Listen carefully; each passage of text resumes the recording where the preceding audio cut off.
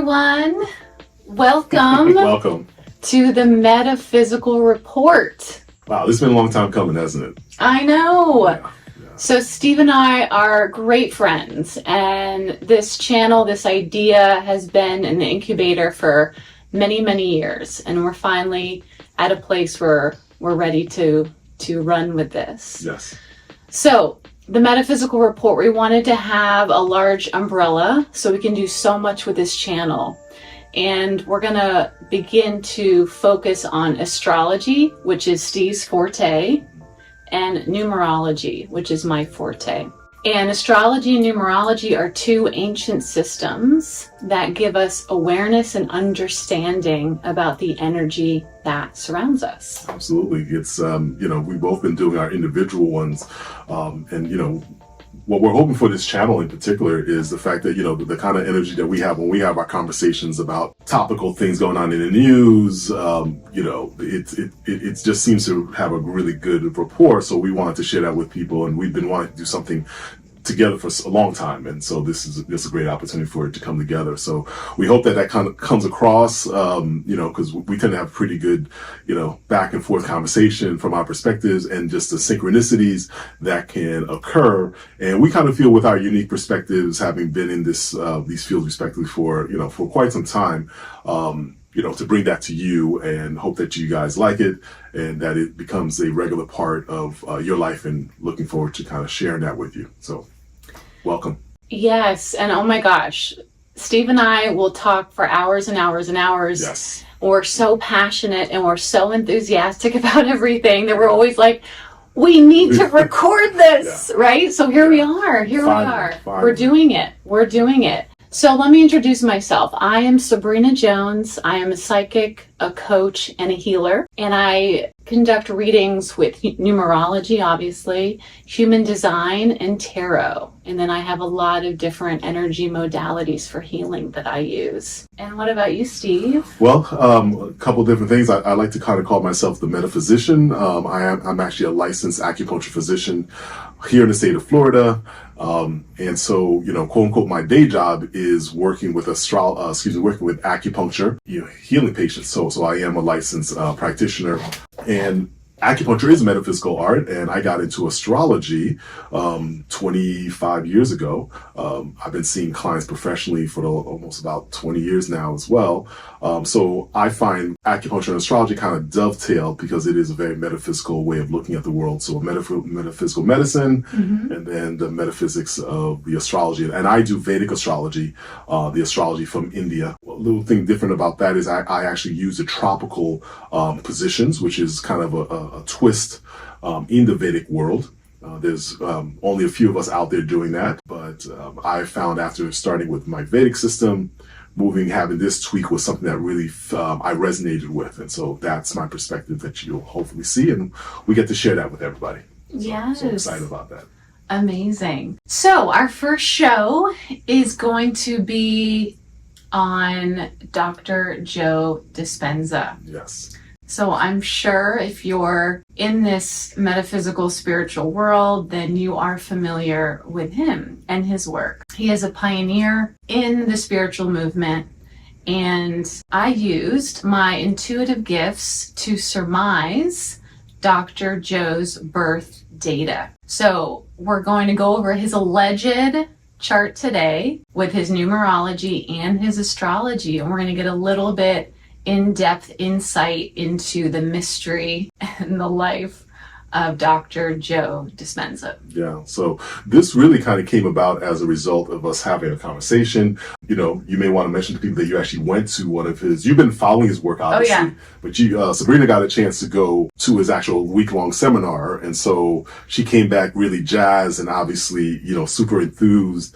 And I think we were just, even before that, we're like, man, it would be really cool to kind of see his chart, because someone like that who does those many things at that such high level, bringing this amazing spirituality to the world, it's got to be a phenomenal chart, right? Right. So we were like, we kind of looked at it, and so Sabrina put her gifts out there and just really surmised it. And I typically don't like to do charts unless I know an accurate birth time. And so I was a little skeptical, but I said, okay, let's look at it. And she's amazing. I mean, that pretty much right on. Like, if you were to ask me, I feel like this is his actual chart. So we're super close because, when we get into it, hopefully you'll kind of get that as well. So where did you want to start? You want to just yeah. So I'm just so excited. Like us doing his charts, like literally blew us away. Yes. Like we thought it was like so dead on. It's like creepy. Yeah. So we're so excited to go into this with you guys. Yeah. So, all right. So to start with, so his ascendant is a Libra ascendant, right? And so that actually makes a whole lot of sense because what is the sign of Libra? Libra is the diplomat, right? It's ruled by Venus, so it's about the pleasantries and very Venusian in terms of being very graceful in interacting with other people. It's a relationship sign, Libra is, so he's very much about relationships and beauty and the arts and aesthetics, the way things look. Absolutely. Yeah. Side note, when I was at his retreat in Cancun, the aesthetics were brilliant. Like he really wants it to be cozy, but also cool and also mystical. And so no doubt that he is ruled by Venus. Yeah. So that Venus, that Libra ascendant really comes out being ruled by Venus. And I'm sure he's just a consummate diplomat in terms of being able to bring a lot of different people together, right? Because think about this. He's, it's people from all walks of life, and he's able to create an environment where they all work harmoniously, which is very much a Venus thing, right? So that's amazing. So, and again, are we not surprised that he has the moon placement here in that first house, right? So again, it just makes, in Vedic astrology, the moon position is really almost, we consider that more the personality more so than the sun sign, right? Okay, so that's one thing that's different with Vedic, if you will. The sun is still important, obviously, but we consider that. So really, the moon being in that sign, he's very much connected to that, and the symbolism of the moon of being a nurturer, right? That caring aspect to him, right? He wants everyone to feel comfortable, and also deals with people's mind, right? Their emotions, right? And how their emotions govern their lives, and so he has his moon in the first house, so he's very cognizant of those type of things. So, right. So that was pretty amazing. The moon in his chart rules the 10th house of career. So now you have the ruler of the 10th house, right? Moon in the first house. So his dharma in this world was to have a powerful career, right? In Vedic astrology, the house that we translate as career house is dharma, purpose. And so he's very purposely driven, right? He has a sense of what he wants to accomplish. Right. So that's, and it makes it that, and the moon represents the masses, right? So this is not just something that affects him personally or his own personal life. This affects at the mass level. And so he's very popular. The moon represents that. On top of which his moon is very full. It's just coming off a full moon. So it's pretty much full. Right. Okay. So it wasn't exactly full, but it's a bright moon. Right. So I consider it a full moon. So again, the spotlight is on him. Right. And that's what that big blue moon and so, your experience there of him when you were there, did he create that? Didn't you feel that, he was really magnetic and drew people in? Yeah, he is. Okay. So let me jump into this then. Yeah. So in numerology, our main number is the life path number. And his life path number is 7. And 7 is the eccentric spiritual. Okay? And 7, unlike any other number out there with numerology, 7 is the most, it's the number that has the most magnetism. So, and people can be drawn and even get obsessed with people who have 7 energy, such as Marilyn Monroe, JFK, Princess Diana. So he also has that 7 energy. So 7 is spiritual, right? Such a magical spiritual number. And he brings in that uniqueness, that eccentricness,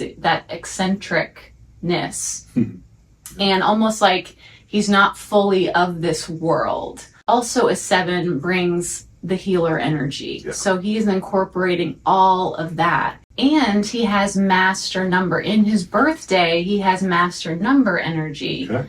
which is all about building an empire. And oh my gosh, you know, at his age now, has he, right? So yeah. It's huge. It is. It's that 10th house career is so strong, and it's connected to him himself. He is the brand, if you will. Totally. You know, and he embodies that, and that's what's so amazing. You know, it's that 7 life path you just mentioned. Yeah. And it's that, you know, that very big career energy that comes off of him, that he's able to really navigate with a lot of ease. I mean, I'm sure, you know, it's not something he just popped off, right? He's got to put a lot of effort and work to it, as talked about here in the chart.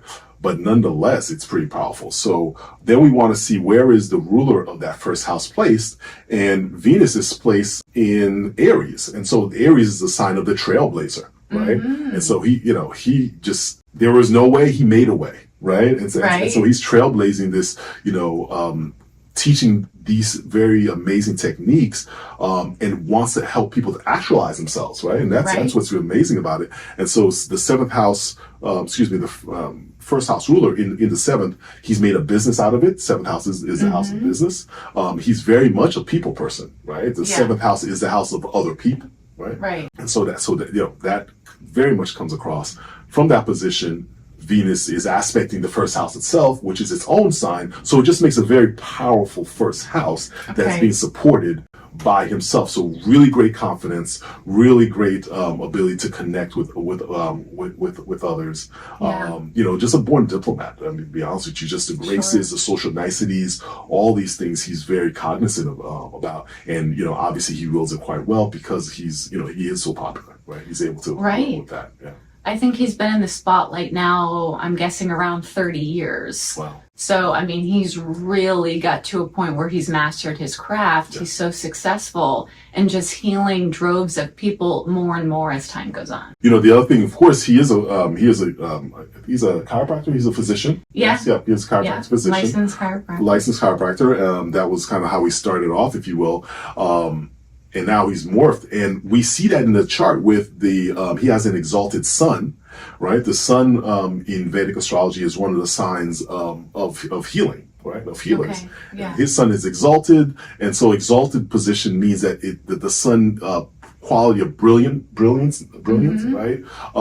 How the sun is basically, you know, nurturing to everybody, right? And so he's giving his healing energies to others, right? It's in the house of others. So it makes it that much more impactful that he would not just be working for himself, right? Mm-hmm. But his patients, if you will, right, are the masses, right? Right.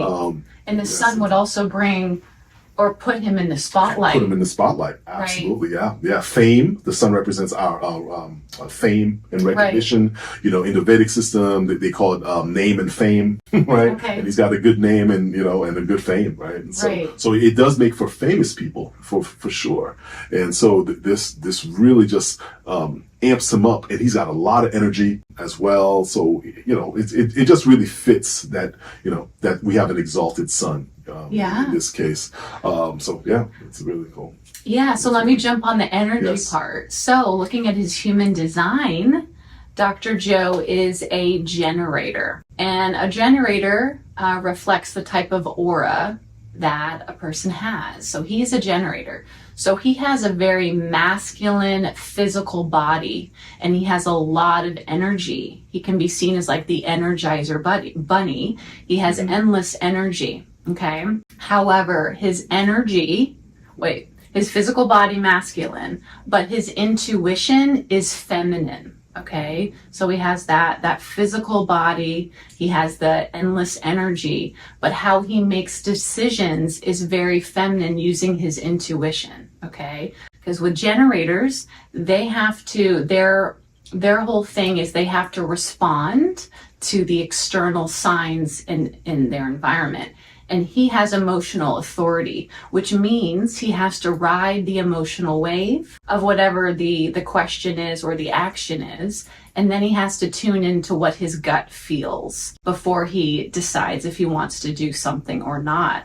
So yeah, he's a generator. So he has a lot of energy. That makes a lot of sense. Well, when the part you just mentioned about the intuition and all those, Yes. that moon in the first house, one of the things that moon rules is, if you will, female intuition, right? And Okay. so that second sense that your mom has that you're doing something wrong, right? That's that intuition, and that's given to the moon in Vedic astrology. So, the moon in the first house very much speaks to that. So that's fascinating to know that correlates with him being a generator. In that system. So that was, so those itself, there's a lot more and we'll continue speaking on, but just those itself kind of gives you the big broad strokes of his life, right? Yeah. I mean, it just tells you, and that's when I first looked this up, that's what we said. It was like, oh, wait up. Oh, he's got that moon in the first house. It's the 10th house ruler. It's, we started going off, and it's just like, oh, that's making a whole lot of sense. Let's see here. What else that we see here with that? So, the sun also rules his, the 11th house. And the 11th house is a house of, large groups, organizations, one's networks. Right? And so it's not just a small group that he works with, it's really the masses. Right? And so that is an exalted sun. So it's not a surprise that he is a person reaching out and healing and teaching these very specific techniques of awakening to your higher consciousness to a large groups of people. Right? So that makes perfect sense there. One of the things I mentioned, that he's got the North Node placed in that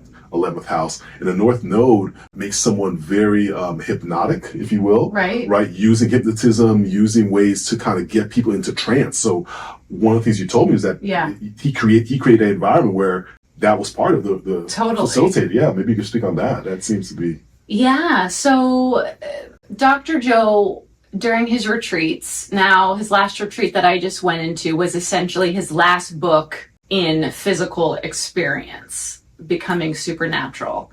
So he talks a lot about the theta, the brainwave state of theta.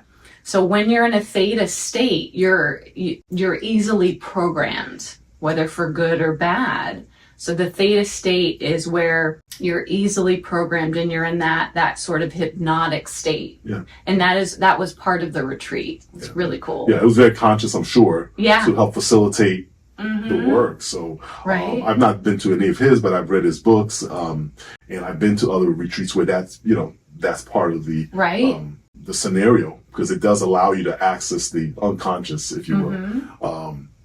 And in my work as a physician, we're coming across people who have traumatic brain injuries and things like that. One of the things that's difficult, and the reason why they are constantly in a loop of the negativity, is because they're in that theta state, if you will, where they're reliving those experiences over and over again, right? So that theta is brainwave state is definitely something that I know from one perspective. Right. So it's just interesting to see that can definitely be used to facilitate healing, right? Right.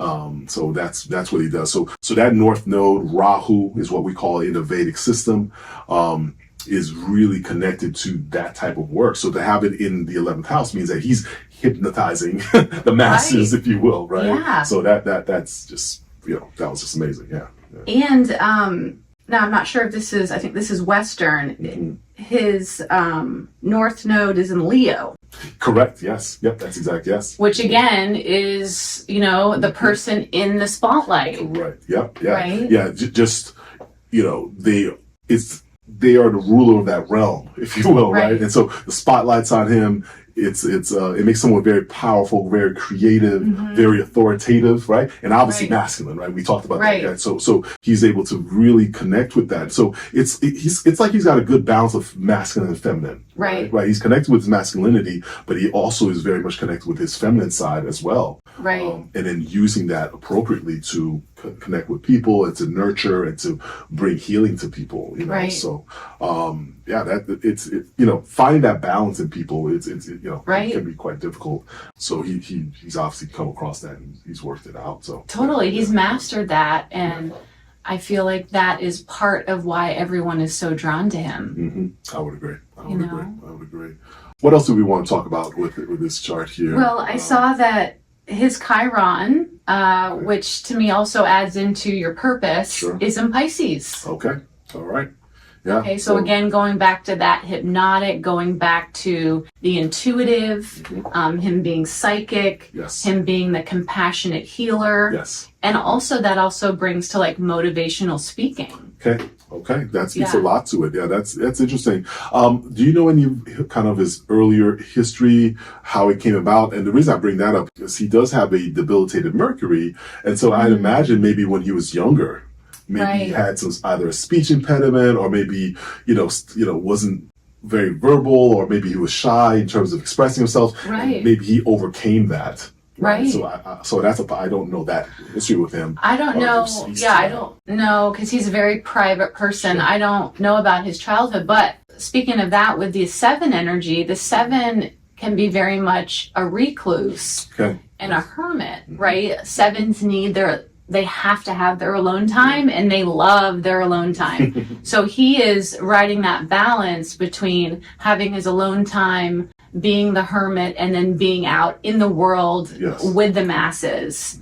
So there's also that sort of, dichotomy there. Okay, that's interesting. The Venus in his chart also rules the 8th house, and the 8th house is basically the house of metaphysics, right? It's not too surprising that he does need that alone time to recharge, right? And really to build that energy back up, then allow himself to be out in the world. But yeah, he definitely needs, likes to be off and, just be in his own space. Yeah, completely. I mean, he would tell us countless stories about how he would be in meditation for hours and hours and hours and hours and hours, and it was no big deal. Like, he loved it. It was natural to him. Of course, he's been doing this for so many years. But yeah, he can just totally be alone and zone out, and he loves it. Yeah.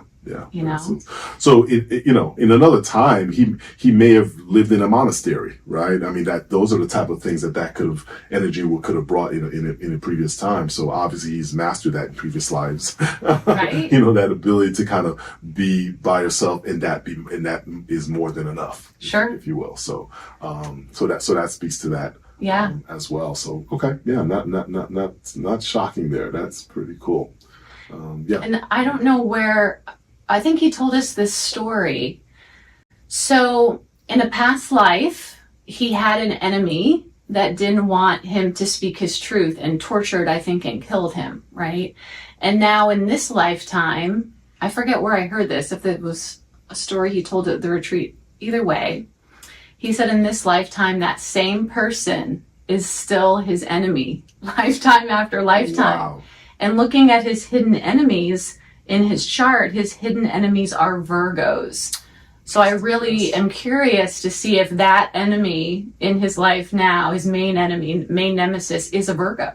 Interesting. Now, he obviously probably not publicly named this person. No. I'd imagine that would be the case. But yeah, so the 12th house, which is Virgo, is hidden enemies, right? Right. And it's got Pluto in there, and Pluto is a planet of manipulative power struggles, that kind of negativity, very scorpionic energy of, backbiting, betrayals, all that. So his enemies are definitely scheming against him. So it's interesting because Pluto is retrograde, and so it does mean something from the past, if you will, right? And so reoccurring themes. So you can't make that up. Oh my God! No, this stuff blows us away. All the time. It really does. It does. It does. That's fascinating. I didn't know, wasn't aware of that. Yeah. That's cool. So where do you want to look at the thing that talks about the fame? Oh yes. So there was goodness, we spoke to it about before. Yeah, I think it was like the second or third thing you looked at he had. Yes. So there is the indicator for fame. There's a lot of different ways of looking at fame. Right, sure. And this is more of a Western technique that I came across recently. Okay.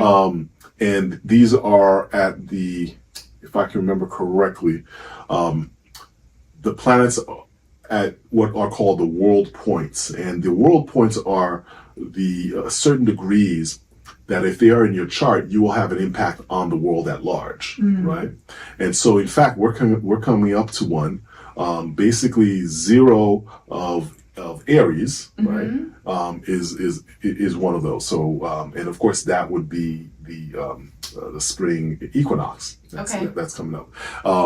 So it's that in any of the signs of Aries, Cancer, Libra, and Capricorn, right? Okay. So any of those at 0 degrees. And then again at 15 degrees of Taurus, Leo, Scorpio, and Aquarius. And he has Rahu Okay. at 15 degrees in Leo. Okay. So that Rahu, that north node, Yeah. speaks to the rocketing fame, right? Just comes, wouldn't say necessarily comes out but almost kind of comes out of nowhere Yeah. and just rockets to fame. And so Right. he has that in his chart. So it speaks that he would have this fame. And interestingly enough, it's connected to that north node, which is connecting people and be able to help people using the hypnosis, if you will, like Right. getting them into these trance-like states to then facilitate them, their higher consciousness. So he's known for that, right? It's Right. So in a sense, his mass meetings, which is again in the 11th house, North Rahu, North now, is like a mass hypnosis event, right? And thankfully, he's using it for good, right? Because Right. because again, this is just I won't say he could have easily been evil, right? Because that's not his chart. But someone like that, these people Right. in world history who are able to do that, right? Right. Speaking about, say, Hitler and all Right. these really negatives, if you see Hitler speaking, I mean, he's enrapturing his audience, if you will, right? So that's that same energy, except Dr. Dispenza is doing it on the positive side, where you're Right. taking all that positive energy and you're just amplifying even more good in the world. And so Right. this is how we can transmute things like that, right? And Yeah. so it speaks to him having that level of fame connected to hypnosis and moving Yeah. masses of people, right? Which is 11th house stuff in the sign of Leo, and that sign of Leo ruler is exalted, right? So Right. the sun is a sign that wants to do good things, sattva. It's very sattvic, right? And so he wants more good in the world, and so that's the bent of him connecting with people and uplifting them and moving them en masse Right. for something good and positive, right? Yeah. Very different than Jim Jones, right? So again, we live in a very dynamic planet and life here on Earth, right? Earthly living. So we do experience the good and the bad, and we're actually looking at a chart of someone who's really doing a lot of good. And so that feels really positive. Yeah. Yeah, he has so much power, Yes. and we can see it with his numbers and in his chart. Yeah. That and thankfully he's using it for good. Absolutely. Yeah. It's just over and over again, just how very strong this chart is for working with people, working with the masses, metaphysical, higher consciousness, raising people's consciousness, and give you very concrete things to do, right? This is not like pie in the sky and go meditate somewhere and just kind of float off somewhere. He's like, this is how you can awaken yourself and then do something practically good in the world with that awakening, right? Yeah. So sometimes you find these people who are doing the metaphysical world, metaphysical things, it's just like kind of meditate somewhere and, leave the world, right? Right. And to be able to balance and be in a practical way. Totally. Yeah. That's one of the things that he does so well is, right, he's not telling everyone, oh my God, you need to go to a monastery for 10 years to get connected to source. No, he is giving us all practical tips where essentially we can have a metaphysical, a psychedelic experience, or just have that strong connection with source without anything, just with ourselves, right? And through meditation and all kinds of things. But it's just so amazing, You can have all that. In this day and age, there's just so much out there, right? Yeah. And so to come across someone who's doing that kind of work and empowering other people, it's really, frankly, awe-inspiring. So it's great to kind of have that. And it's great to kind of be able to look at a chart and just really be able to easily identify those areas that are like, oh, okay, well, this makes sense. That full moon, moon in the first house, affecting the masses, very strong career, very strong dharma and purpose and all. I mean, it just oozes off the chart in here in such a cool way. It's just like, oh, it just stands out. So So next we can look at his personal year number. Okay. So he is at the very tail end of his, well, actually when this video is launched, is online, he will have just started his 5th year, 5th personal year. So what that says is I think he's turning 60. He'll be turning 61, I believe. Either way, whatever age he's turning at the time that this video is online, it's a 5-year. So this whole next year for him is a year of change. It can be a year of sort of a chaotic roller coaster and very exciting. So some of that change might be unexpected. Again, it could be chaotic, but it's also a year of him gaining more freedom and more independence. It's very much a free spirit year where he's meant to explore. I mean, and he's such an explorer, being open, curious, trying new things, right? It's a great year to travel. I mean, you know, he's traveling all the time, but extra travel, extra fun, adventures, right? And it's not a great year for him to make big commitments because it's such a year of change. Okay, sure. So, yeah. That's good to see it. So that kind of dovetails with the numerology, the astrology that I see, where coming here in May, right? May 16th, Jupiter will be moving into Taurus. And Taurus in his chart is the 8th house, and the 8th house is a house of change, right? So it is, you know, so this is the kind of stuff when we started, like, you can't make that up.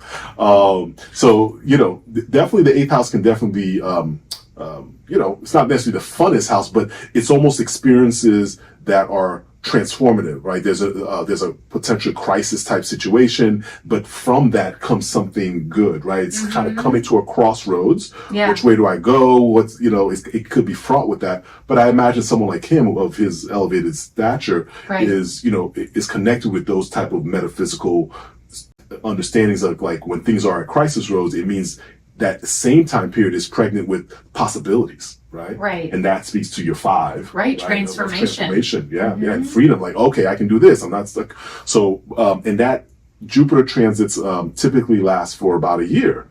Okay. And so there's going to be a year full of change and you know, adjustments for him coming up here. Okay. But 8th house being the house of metaphysics, it's, you know, it's going to be more of what he does, right? So I'm actually excited to kind of see what he comes out with next, because there's definitely something new on the metaphysical aspects for him that he might be open to sharing with the world now. Like, he might have been working on something for a while, and now he's putting it out there. Totally. Yeah. So that makes a lot of sense with what he mentioned. I was like, oh, okay, well, look at that. That's the 8th house.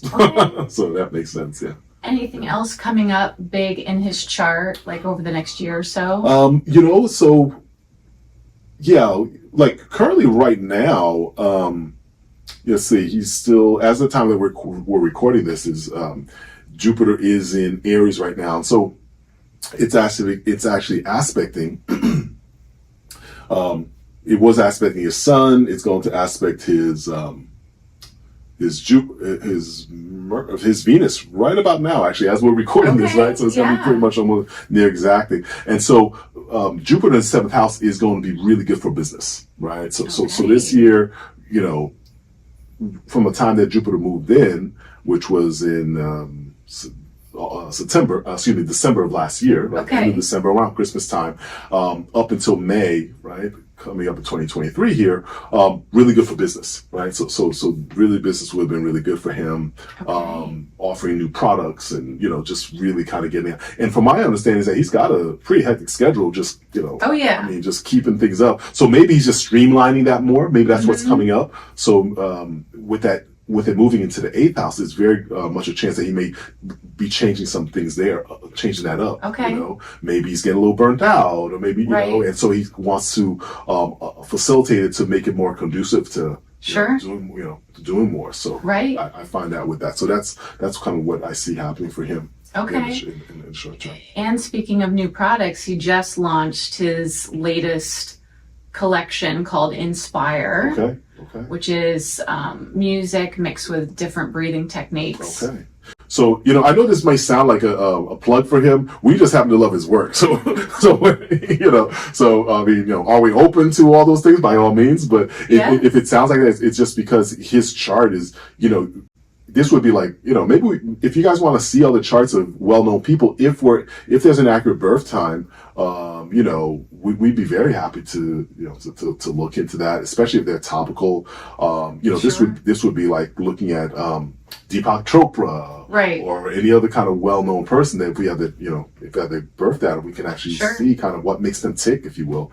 And so I hope that this kind of becomes a regular feature of our channel here, because it's always fun to just kind of peek under the hood and kind of see what's going on. I mean, just off the top of my head, I'm thinking, it'd be really cool to kind of see Tom Brady's chart, right? Sure. To see kind of why he was able to have such a long longevity in a sport that's noted for knocking literally people out on a regular basis. And in his chart, of course, we would be able to see his retirement. Sure. Right? That kind of thing. I just recently was looking at Steph Curry's chart. I just came across some accurate birth data for him. Okay. And for me, being an astrology junkie, that's what I do. If I come across someone I'm interested in, I find the birth data. Same. Right? You just kind of dive into like, let's look at this. I could be doing anything. And I was like, give me a second. I'm just going to look this up. And then a quick snapshot of things. I'm sure you do the same thing when you look at people's chart. So, totally. So Steph Curry, I was looking at his chart, and there's some changes coming up for him. And, it's like, okay, he's, this potential, career things kind of happening, transitions for him. So, those are the type of things hopefully some artists would like that. We can, it's a broad spectrum, right? We can go from sports, we can go to the metaphysical people, like anybody that's in the news. Sure. Right? So, we like to kind of. Yeah, this could be an ongoing series that we have. So I really like that. I definitely like that. Yeah. Let me see if there's anything else I want to say about, also his destiny number is an 8. Okay. And 8 is the CEO. 8 can be workaholic energy, but very focused on career and very focused on money.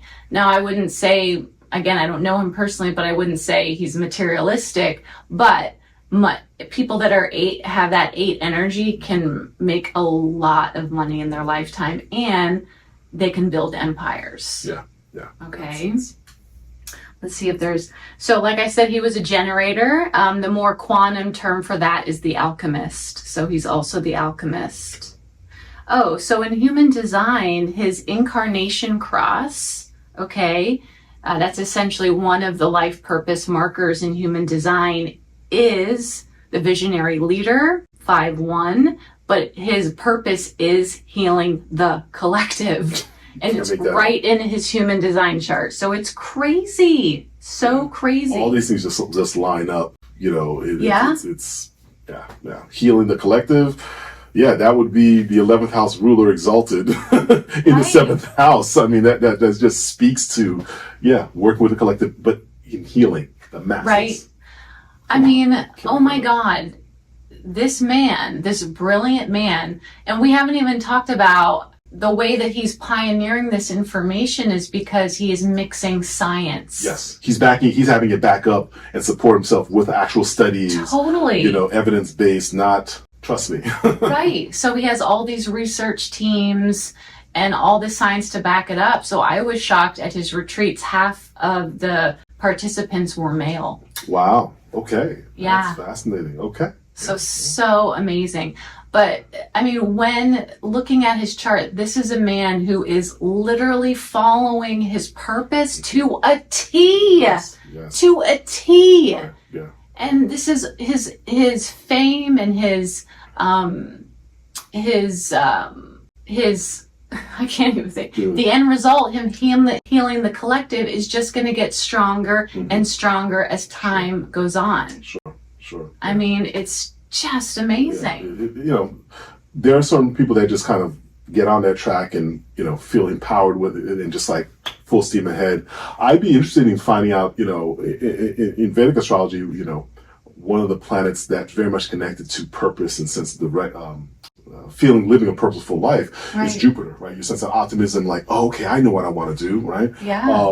And so that matures for everybody around 16 years old. So I wouldn't be surprised if there are some of these seeds of kind of what he would become, if you will, around age 16. Around 16. So it could have been maybe a traumatic experience. It could have been something that became the backdrop that he sprung off of, right? Okay. Obviously, he was a chiropractor, so alternative healing already. So he was already, right, connecting to source that way. Like, wait up, the body can heal itself, right? Which I can relate to. I mean, this is the business that we're in, right? It's like, right. So he was already aware that there was something, that there was an innate healing capacity, and that Western medicine was not necessarily speaking to. Right. And so I would not be surprised if he had some experience that put him on that path. Sure. And then that just opened up even more. Right. Once he got there, right? He wasn't looking for drugs and chemicals, however much those might be of use for things. He knew there was innately something was speaking to him. And things of the spirit, as you and I both know, are very quiet, right? Right. So it is important to get in that silence and calm and, Zen mode, if you will, meditative state to facilitate hearing from spirit, not just the constant din of the outside world. So there's something like that in his life where he came from. So right, be interesting to find out if that's the case. If anybody knows, let us know. Yeah, and I would also be curious if, I'm sure he has, but getting his charts done, even when he was young, because I mean, he's now 60, but I mean, he's just living. I mean, with all the passion he is living his purpose, and that's just going to propel him more and more and more for healing. Yeah. So we just anticipate more of those type of things coming up for him here. So we'll definitely be doing some updates on that. Right. As things happen. Yeah, we would love to hear your feedback, your comments about Dr. Joe and what you thought of our analysis of his numerology and his astrology. And guys, please if you like the video, and we'd love you to subscribe if you vibe with us. Thank you. Yes.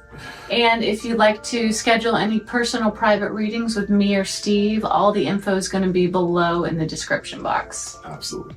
So we're looking forward to this. Just one of many. So we're planning on doing these weekly. So please join us next week. And for that, the Metaphysical Report is out. We'll see you soon. That's a wrap. Bye.